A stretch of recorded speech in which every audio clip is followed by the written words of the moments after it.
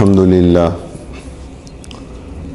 لله وكفى وسلام على عباده الذين اصطفى أما بعد فأعوذ بالله من الشيطان الرجيم بسم الله الرحمن الرحيم كل نفس ذائقة الموت وإنما توفون أجوركم يوم القيامة فمن زحزح عن النار وأدخل الجنة فقد فاز وما الحياة الدنيا إلا متاع الغرور صدق الله العلي العظيم وبلغنا رسوله النبي الكريم ونحن على ذلك لمن الشاهدين والشاكرين والحمد لله رب العالمين۔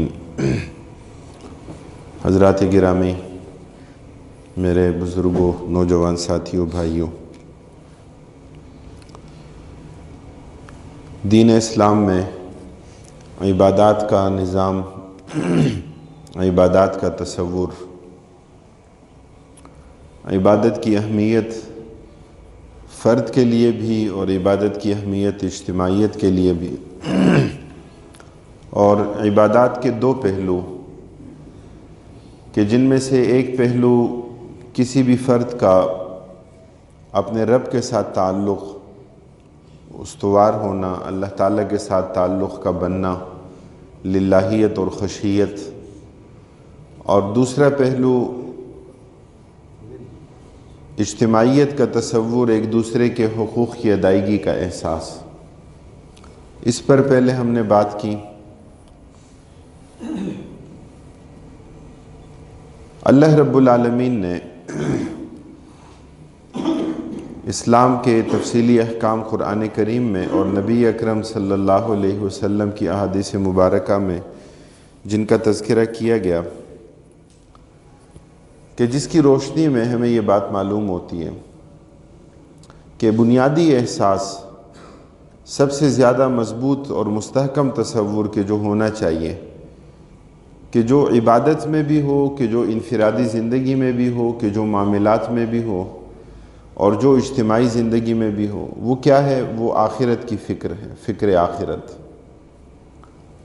اگر فکر آخرت زندہ اور بیدار ہو، اگر آخرت کی طرف توجہ ہو، اگر صرف دنیا کی زندگی ہی مطمع نظر اور مقصود نہ ہو، تو اس کے نتیجے میں کسی بھی فرد کے لیے اس کے بننے، اس کے سنورنے اور اس کے بہتر ہونے کی صورتیں جو ہے وہ موجود ہوتی ہیں، اور معاملات کے اندر، فکر کے اندر گمراہی سب سے زیادہ اس وقت آتی ہے کہ جب آخرت کی فکر نگاہوں سے اوجھل ہو جائے۔ اللہ رب العالمین نے قرآن کریم میں نیکی کا معیار مقصود بیان کیا، لیس البر ان تولوا وجوہکم قبل المشرق والمغرب، یعنی ان آیات کا شان نزول کیا تھا کہ تحویل قبلہ کا حکم دے دیا گیا کہ نبی اکرم صلی اللہ علیہ وسلم بیت المقدس کی طرف رخ کر کے نماز پڑھ رہے ہیں، اس لیے کہ اللہ تعالیٰ کا حکم ہے، لیکن نبی اکرم صلی اللہ علیہ وسلم کی یہ خواہش، آپ کی یہ طلب اور آپ کی یہ چاہت موجود تھی کہ پہلا قبلہ اسی کو کعبہ اور اسی کو قبلہ قرار دیا جائے۔ اللہ رب العالمین نے نبی اکرم صلی اللہ علیہ وسلم کے اس اضطراب کو، آپ کی اس طلب کو، آپ کی اس چاہت کو قرآن کریم کے الفاظ میں بھی بیان کیا، اور پھر بالآخر اللہ کے رسول صلی اللہ علیہ وسلم کو تحویل قبلہ کا حکم دیا گیا عین نماز کے دوران۔ مسجد قبلتین معروف ہے کہ جہاں اللہ کے رسول صلی اللہ علیہ وسلم نے اپنی نماز کی تکمیل فرمائی، اور پہلے ایک قبلے کی طرف رخ اور پھر بیت اللہ کی طرف رخ کر کے نبی اکرم صلی اللہ علیہ وسلم نے نماز کی تکمیل کی۔ اب اس کے بعد معترضین کے اعتراضات تھے۔ اعتراضات کیا تھے؟ اعتراضات یہ تھے کہ اگر یہ قبلہ برحق ہے تو پہلے جو نمازیں پڑھی گئیں ان نمازوں کا کیا حکم ہے، اور اس عرصے میں جو لوگ فوت ہو چکے تو ان کی نمازوں کا اور ان کے ایمان کا اور ان کے لیے جو قبلہ تھا تو اس کا کیا حکم ہے؟ اللہ رب العالمین نے قرآن کریم کی آیات میں اس کا تذکرہ فرمایا کہ وَمَا كَانَ اللَّهُ لِيُضِيعَ إِيمَانَكُمْ، اللہ رب العالمین تمہارے ایمان کو ضائع نہیں کریں گے۔ یہاں پر مراد اور مقصود کیا ہے؟ صلاتکم، تمہاری نمازیں۔ لیکن چونکہ نماز اہم ترین جز ہے ایمان کا، اس لیے اللہ رب العالمین نے وہاں ایمان کا تذکرہ فرمایا کہ اللہ تعالیٰ تمہارے ایمان کو ضائع نہیں کریں گے۔ پہلے جہاں رخ اور پہلے جس سمت اور جس جہت کی طرف تم نماز پڑھتے تھے وہ بھی اللہ کا حکم تھا، اور اب جو تحویل قبلہ کا حکم آیا ہے تو یہ بھی اللہ کا حکم ہے۔ تو اللہ تعالیٰ کے حکم کو ماننا اور فرما برداری کرنا، اصل مقصود تو یہ ہے۔ جہت اور سمت تو تشریف کے لیے ہے، جہت اور سمت تو ایک اعزاز ہے، ورنہ سجدہ بیت اللہ کے لیے نہیں ہے، سجدہ قبلے کے لیے نہیں ہے، سجدہ تو اللہ کے لیے ہے۔ لیکن یہ ایک جہت ہے، یہ ایک سمت ہے، یہ ایک طرف کہ جس کی طرف اللہ تعالیٰ نے متوجہ کر دیا کہ اس کی طرف تم رخ کر کے نماز پڑھو۔ تو مقصود اللہ کی ذات ہے، مسجود اللہ کی ذات ہے، اور جس طرف رخ کر کے اللہ تعالیٰ نماز پڑھنے کا حکم دیں، جس طرف رخ کر کے اللہ تعالیٰ سجدہ کرنے کا حکم دیں، بس اسی کی طرف عبادت ہو، اسی کی طرف اطاعت ہو، اسی کے لیے سجدہ ہو، یہ اللہ کا حکم ہے۔ غیر اللہ کے لیے سجدے سے منع کیا۔ اللہ تعالیٰ کے ماں سوا کسی اور کو اپنا معبود بنانا، کسی اور کو اپنے لیے حاجت روا اور مشکل کشا سمجھنا، کسی اور سے اپنی مرادیں مانگنا، اللہ تعالیٰ کے ماں سوا کسی اور کے لیے معبود کا تصور غلط ہے، باطل ہے، شرک ہے، منع کیا گیا۔ تو آیہ بر میں اللہ رب العالمین نے لیس البر ان تولوا وجوہکم قبل المشرق والمغرب، کہ نیکی یہی نہیں ہے کہ تم مشرق کی طرف رخ کرو یا تم مغرب کی طرف رخ کرو۔ اصل مقصود تو یہ نہیں ہے۔ اصل مقصود کیا ہے؟ اصل مقصود ایمان باللہ ہے، اصل مقصود ایمان بالیوم الآخر ہے، اللہ تعالیٰ پر ایمان کے فوراً بعد آخرت پر ایمان، آخرت کے دن کو ماننا، یہ ہے آخرت کی فکر۔ اگر کوئی نماز پڑھے، اللہ تعالیٰ کی معرفت ہو، اللہ تعالیٰ کی معرفت من حیث الصفات ہو، نماز کے دوران اگر کسی کا یہ احساس ہو کہ میں جو نماز پڑھ رہا ہوں کس کے لیے پڑھ رہا ہوں؟ اللہ تعالیٰ کے لیے، جو رب العالمین ہے، وہ رب کے جو فعال لما یرید ہے، وہ رب کے جو علی کل شیء قدیر ہے، وہ رب کے جس نے دنیا کی زندگی میں مجھے پیدا کیا، وہ رب کہ بالآخر جس کے پاس ہم نے چلے جانا ہے، وہ رب کہ جس نے آخرت کا ایک دن حساب اور کتاب کے لیے بنایا، یوم الدین جسے قرار دیا، اور اس یوم الدین بدلے کا دن، جزا اور سزا کا دن، کہ جس دن کا کامل اختیار، کہ جس دن کی پوری قوت اور قدرت اللہ رب العالمین کے پاس ہے، اللہ تعالیٰ کے ماں سوا اور کسی کے لیے نہیں ہے۔ اللہ کے اذن کے بغیر کسی کی شفاعت نہیں چلے گی، اللہ تعالیٰ کی مرضی کے بغیر کسی کے لیے چھٹکارا ممکن نہیں ہے، اور کوئی جھوٹ بھی نہیں بول سکے گا۔ یہ آخرت کا احساس ہے۔ الیوم نختم علی افواہہم وتکلمنا ایدیہم وتشہد ارجلہم بما کانوا یکسبون۔ اللہ تعالیٰ فرماتے ہیں کہ ہم تمہارے منہ پر مہر لگا دیں گے، نختم علی افواہہم وتکلمنا ایدیہم، اور ان کے ہاتھ ہم سے بات کریں گے، وتشہد ارجلہم، اور ان کے پاؤں گواہی دیں گے۔ یعنی انسان کے اعضاء کے جن اعضاء کے ذریعے وہ گناہ کرتا رہا، اگر وہی اعضاء خود گواہی دینے لگے، انکار کی کوئی صورت نہیں ہے۔ یعنی وہ دن تو ایسا ہے کہ جس دن پورا ماحول، زمین کے بارے میں ہم تذکرہ کرتے ہیں، زمین یومئذ تحدث اخبارہا، زمین گواہی دے گی کس نے کہاں کہاں گناہ کا کام کیا۔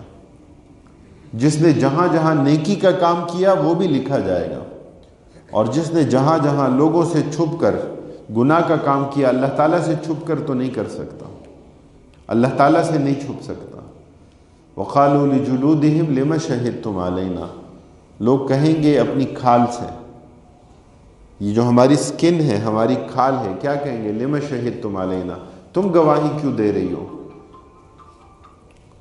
تو ہماری یہ کھال، ہماری یہ سکن کیا کہے گی؟ انطقنا اللہ الذی انطق کل شیء، آج ہمیں گویائی اس ذات نے دی کہ جس نے سب چیزوں کو گویائی دی ہے۔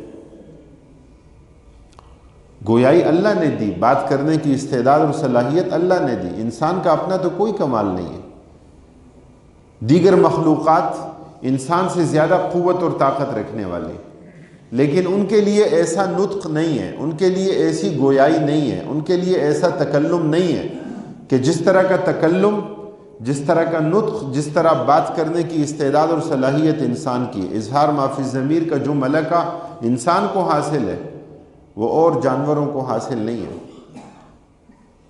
آپس میں کمیونیکیشن کا نظام ہے، وہ آپس میں ایک دوسرے کی کیفیات کو سمجھتے ہیں، لیکن انسان کے لیے وہ گونگے اور بہرے ہیں۔ انسان کے لیے، انسان کے نطق اور انسان کی گویائی کے سامنے وہ بے زبان ٹھہرتے ہیں، حالانکہ زبان ان کی ہے لیکن گویائی نہیں ہے۔ تو اللہ تعالیٰ نے ہمیں یہ استعداد اور صلاحیت دی کہ ہم زبان، ہونٹوں، حلق اور ہمارے سینے سے اٹھنے والی آواز اور ہوا، اس کے نتیجے میں ہم بات کرتے ہیں، اس کے نتیجے میں ہم حروف کے مختلف مخارج کے مطابق مختلف حروف کی ادائیگی کرتے ہیں۔ یہ کس کی دین ہے؟ یہ اللہ کی دین ہے۔ تو اس لیے جس ذات نے مجھے اور آپ کو گویائی کی قوت اور صلاحیت دی، وہی ذات یہ فرما رہی ہے کہ ہم گویائی کی صلاحیت دیں گے، ہم بولنے کی استعداد اور صلاحیت دیں گے تمہاری سکن کو، تمہارے جسم کو، تمہارے ہاتھ اور پاؤں کو، زمین کو، یہ سب گواہی دیں گے، یہ سب ان کی گواہی اور شہادت ہوگی۔ ہمیں اس کی کیفیت کا نہیں پتہ کہ اس کی کیفیت کیسی ہوگی، لیکن اس دن کی ہیبت کا تذکرہ ہے۔ اور اصل مقصود بندہ مومن کے لیے یہی ہے کہ اگر آخرت کی فکر دل میں پیدا ہو جائے، دل کا زنگ دور ہو جائے۔ آپ صلی اللہ علیہ وسلم نے فرمایا ان هذه القلوب لتصدأ كما يصدأ الحديد اذا اصابه الماء، فرمایا جس طرح لوہا گیلا ہو اسے زنگ لگ جاتا ہے، فرمایا اسی طرح بندہ مومن کے دل کو بھی زنگ لگتا ہے۔ صحابہ کرام رضوان اللہ علیہ مجمعین نے پوچھا کہ یا رسول اللہ صلی اللہ علیہ وسلم دل کے زنگ کو کیسے دور کریں گے؟ تو آپ صلی اللہ علیہ وسلم نے فرمایا کثرت ذکر الموت و تلاوت القرآن، اپنی موت کو کثرت سے یاد کرنا اور قرآن کی تلاوت کرنا۔ موت کو کثرت سے یاد کرنا یہ فکر آخرت ہے، اور اس کے نتیجے میں کہ جب موت سامنے ہو، کہ جب مرنے کا احساس سامنے ہو، جب اس دنیا میں آمد اور اس دنیا سے جانے کی فکر سامنے ہو، تو آپ کا اٹھنے والا ہر قدم آپ سوچ سمجھ کر اٹھائیں گے۔ جواب دہی کا احساس ہوگا کہ ہاں میں نے جواب دینا ہے، ہاں وہ ذات، ہاں وہ رب، وہ پالنہار ہے کہ جو مجھے دیکھ رہا ہے۔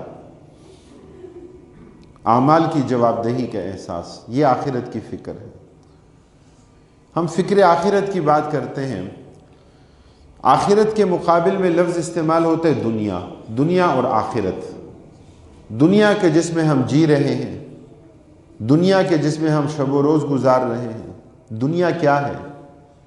دنیا لفظ عربی میں استعمال ہوتا ہے، اس کا روٹ ورڈ کیا ہے؟ حروف اصلیہ اس کی کیا ہے کہ دنیا دنون سے ہے یا دنیا دنیون سے ہے۔ دنون قرب کو کہتے ہیں، عربی میں استعمال ہوتا ہے فدنوت منہ، کہ میں ان کے قریب ہوا۔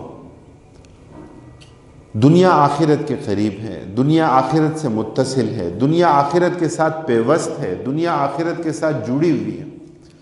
آپ صلی اللہ علیہ وسلم فرماتے ہیں بعثت انا والساعۃ کہاتین، آپ نے ہاتھ کی دو انگلیوں کی طرف اشارہ فرمایا۔ آپ نے فرمایا جس طرح ہاتھ کی ان دو انگلیوں میں اتصال ہے، آپ نے فرمایا اسی طرح مجھے اور آخرت کو، قیامت کو اسی طرح متصل اور پیوست بنا کر بھیجا گیا۔ آپ صلی اللہ علیہ وسلم آخری نبی ہیں، خاتم النبیین ہیں، آپ کے بعد کوئی اور پیغمبر آنے والا نہیں ہے۔ آپ کی امت آخری امت، آپ کے بعد اور کوئی امت آنے والی نہیں ہے۔ قرب قیامت کی نشانیاں، بعض نشانیاں دور کی ہیں، بعض قریب کی ہیں کہ قیامت واقع ہوگی۔ دنیا از خود اپنی تباہی کی طرف بڑھ رہی ہے۔ دنیا از خود اپنے فساد کے نتیجے میں، اپنے انتشار اور افتراق کے نتیجے میں، ظلم اور عدوان کے نتیجے میں تباہی اور بربادی اور فساد کی طرف بڑھ رہی ہے۔ ورنہ اسلام کا نظام تو عدل کا نظام ہے، اسلام کا نظام تو انصاف کا نظام ہے۔ اسلام نے تو اقلیتوں کو ان کے حقوق دیے، اسلام نے تو غیر مسلموں کو ان کے حقوق، دعوت ضرور دی، دین برحق کی دعوت ضرور دی کہ دین برحق کون سا ہے۔ برحق ادیان کئی ایک نہیں ہو سکتے، برحق دین ایک زمانے میں ایک ہوگا۔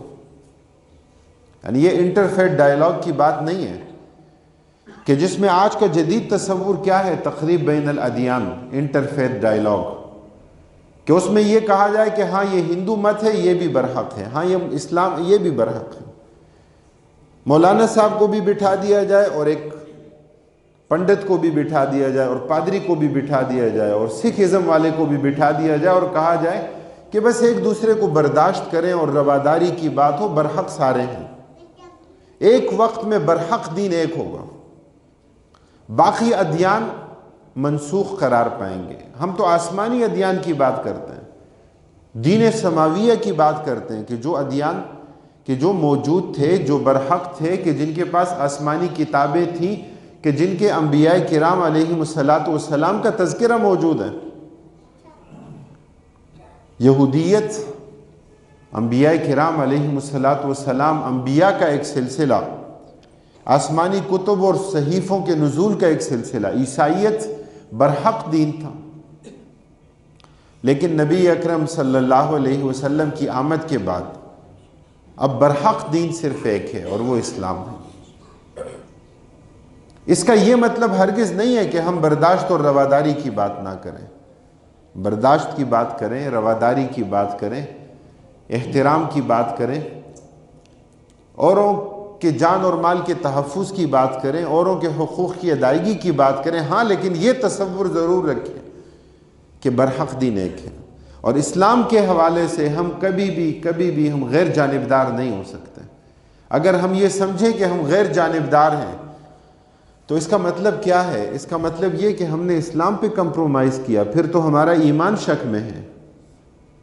ہم ایمان کے حوالے سے ہمیشہ جانبدار رہیں گے، ہمارا وزن ہمیشہ اسلام کے پلڑے میں آئے گا۔ یہ ایمان کا تقاضا ہے، یہ اسلام کا تقاضا ہے۔ ہم اگر اس دین کو برحق نہ سمجھیں معاذ اللہ، یا اس کے ساتھ ساتھ اور ادیان کو بھی برحق سمجھیں، تو پھر یہ ہمارے ایمان پر کمپرومائز کی، یہ ایمان کے نقص، ایمان کے ضعف کی دلیل اور علامت ہے۔ اس لیے اسلام برحق دین ہے۔ میں نے ذکر یہ کیا کہ دنیا دنون سے ہے، دنون، قرب، آخرت کے ساتھ متصل، آخرت کے ساتھ پیوست اور جڑی ہوئی آخری امت، یا دنیا دنیون سے ہے، دنیون، خسیس، ارزاں، بے وقت، کوئی قیمت نہیں۔ اللہ تعالیٰ قرآن کریم کی آیات میں کیا فرماتے ہیں؟ متاع الغرور، دھوکے کا سامان، دھوکے کا، نظر کا فریب، سراب۔ کسی سے پوچھ کے دیکھیں، 70-80 سال جن کی زندگی گزری وہ پوچھیں اپنی عمر کے بارے میں بتائیں، کہتے ہیں پلک جھپکنے کی طرح گزر گئی، کوئی پتہ نہیں چلا، کوئی یقین نہیں آتا، مختصر زندگی۔ اور پچھلی امتوں میں تو کبھی طول عمر کی بھی صورت اور کیفیت ہوتی تھی کہ زیادہ لمبی عمر ہو جاتی تھی، تو یہاں تو اوسطاً جو ہے وہ 60 70 80 سال کی عمر ہے۔ اس لیے دنیا کیا ہے؟ بے وقت ہے۔ یہ دنیا کیا ہے؟ 4 دن کی زندگی ہے۔ متاع الغرور، دھوکے کا سامان۔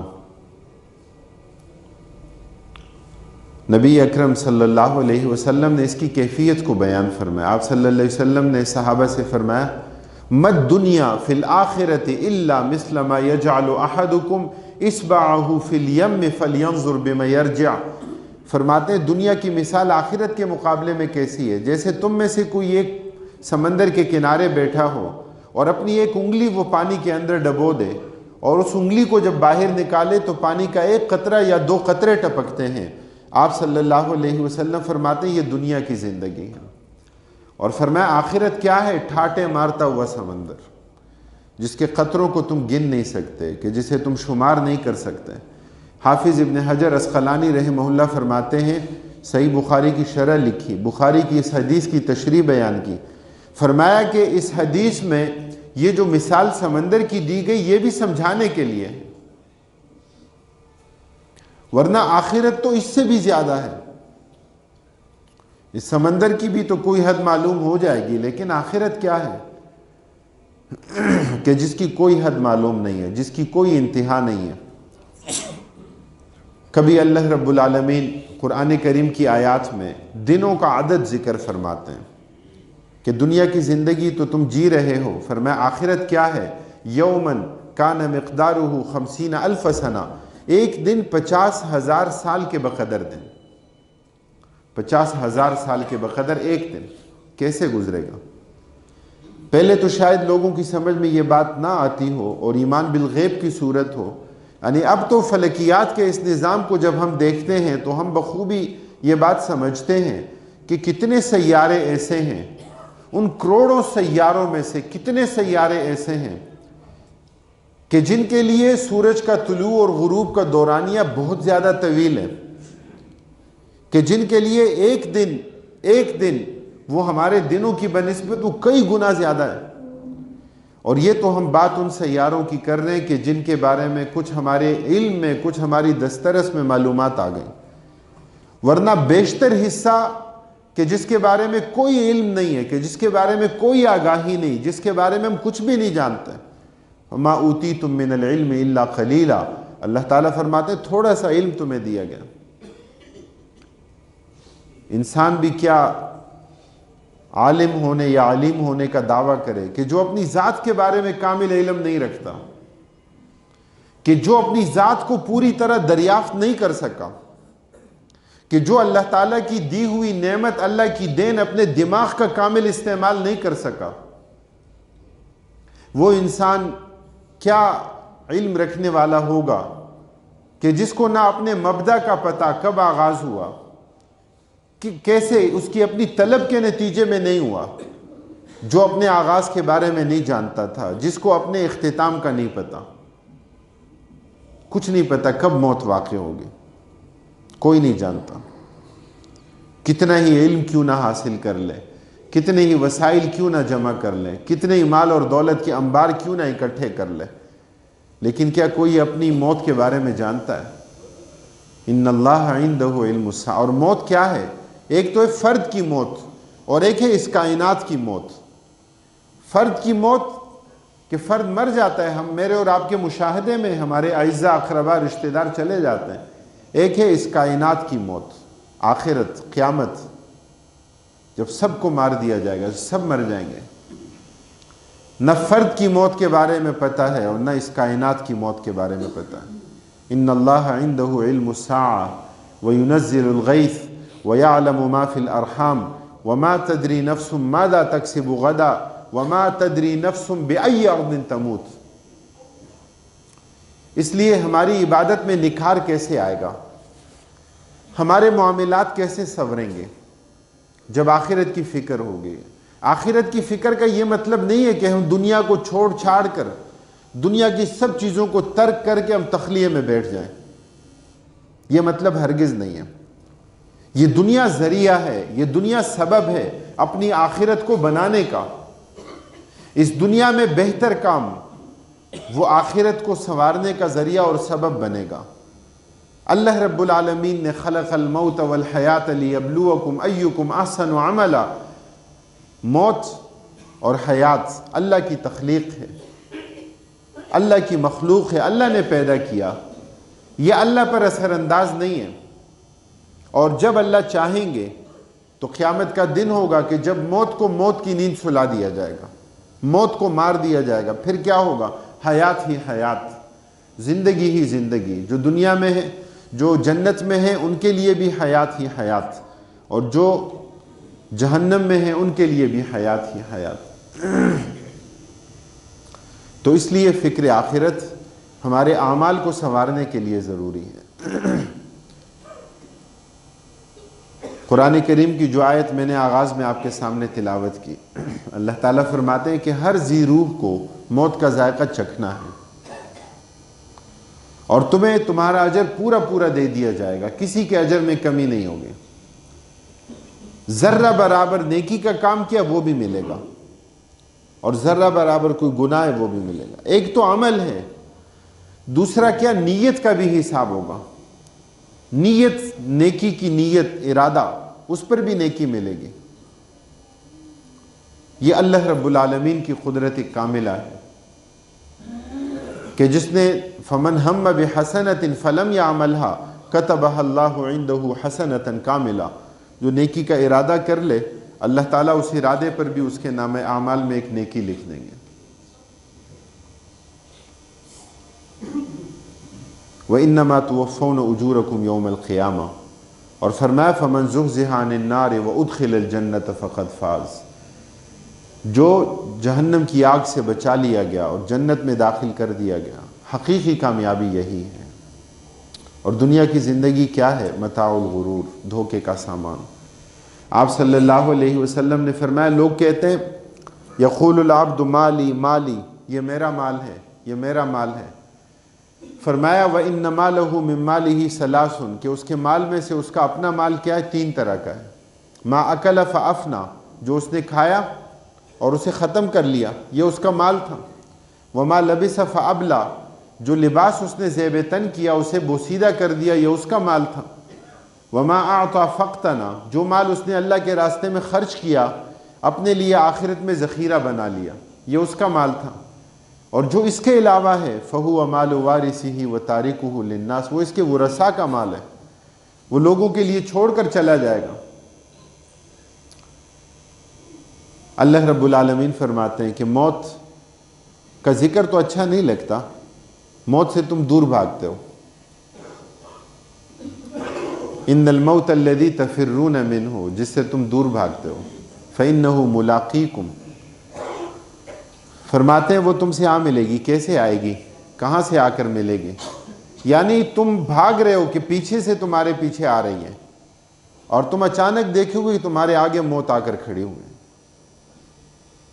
یعنی جس کی آمد کا نہیں پتا کہ کہاں سے آئے، کہاں سے آ کر حملہ آور ہو، کہاں سے آ کر آپ کو دبوچ لے، اس سے بھاگنا ممکن ہی نہیں ہے۔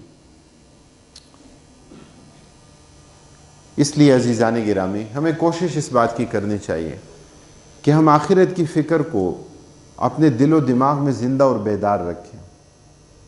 اس دنیا کی زندگی کو ہم ذریعہ اور سبب بنائیں، اپنے لیے آخرت کی بہتری، آخرت کی کامیابی کا ذریعہ اور سبب بنائیں، اس لیے کہ دنیا دارالعمل ہے اور آخرت دارالحساب ہے، آخرت میں کوئی عمل نہیں ہے۔ نبی اکرم صلی اللہ علیہ وسلم نے اپنی ایک حدیث میں 2 طرح کے کردار پیش کیے ہیں۔ آپ صلی اللہ علیہ وسلم نے فرمایا کہ کچھ لوگ وہ ہیں جو دنیا میں مگن ہیں، اور جن کے بارے میں فرمایا کہ وہ دنیا کے بچے ہیں، وہ دنیا کے بیٹے ہیں، وہ دنیا کی اولاد ہے۔ ابناء الدنیا۔ اور آپ صلی اللہ علیہ وسلم نے ایک جگہ ارشاد فرمایا عبد الدینار و عبد الدرہم و عبد الخمیسہ، درہم اور دینار کا بندہ، کپڑے اور لتے کا غلام۔ آپ صلی اللہ علیہ وسلم نے بد دعا دی، جس کی زندگی کاروبار ہی کاروبار ہو، جس کی زندگی دکان ہی دکان ہو، جس کی زندگی میں نیکی کا کوئی تصور نہ ہو، جس کی زندگی میں اجر و ثواب کی کوئی امید نہ ہو، جو دنیا کو صرف اپنی معاش کا ذریعہ اور سبب سمجھے، آپ صلی اللہ علیہ وسلم نے بد دعا دی۔ آپ نے فرمایا تعس وانتکس واذا شیک فلن تخش، خائب و خاسر ہو، ناکام و نامراد ہو، اس کے پاؤں میں کانٹا چبھے، کانٹا بھی نہ نکالا جائے۔ اور آپ صلی اللہ علیہ وسلم فرماتے ہیں جو دنیا کو اپنی فکر بنا لیتا ہے، جو دنیا کو اپنا غم اور حزن کا ذریعہ اور سبب بنا لیتا ہے، آخرت کی فکر نہیں کرتا، فرماتے ہیں لم یبال اللہ فی ای اودیتہا ہلک، اللہ تعالیٰ کو اس بات کی کوئی پرواہ نہیں کہ کس وادی میں اس کی موت واقع ہوئی ہے۔ اور جو اس دنیا کو آخرت کے لیے استعمال کرے، تو نبی اکرم صلی اللہ علیہ وسلم نے ان گمنام افراد کا تذکرہ کیا۔ گمنام افراد، شہرت نہیں ہے، جن کے لیے زیادہ عزت نہیں ہے، جن کے لیے زیادہ مال اور دولت نہیں ہے، لیکن بس اللہ کی رضا مقصود ہے۔ طوبیٰ لعبد آخذ بعنان فرسہ فی سبیل اللہ، اپنے گھوڑے کی لگام پکڑے اللہ کے راستے میں، جو ڈیوٹی دی جائے بس وہی کام کرے، اللہ کی رضا کے لیے جو کام اس کے سپرد کر دیا جائے بس اس کی انجام دہی اور اس کی بجا آوری، یہ اس کا مقصد ہو۔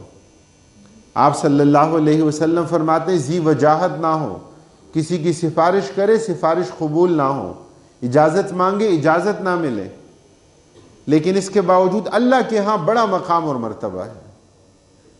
اللہ تعالی ہمیں آخرت کی اس فکر کو اپنے دل و دماغ میں زندہ اور بیدار رکھنے اور اس کے ذریعے اپنی عبادات میں لطف اور سرور پیدا کرنے کی توفیق نصیب فرمائے۔ اس کے نتیجے میں انشاءاللہ ہماری عبادات میں بھی لطف اور سرور آئے گا، اور اس کے نتیجے میں انشاءاللہ ہمارے معاملات میں بھی بہتری آئے گی۔ وآخر دعوانا ان الحمدللہ رب العالمین۔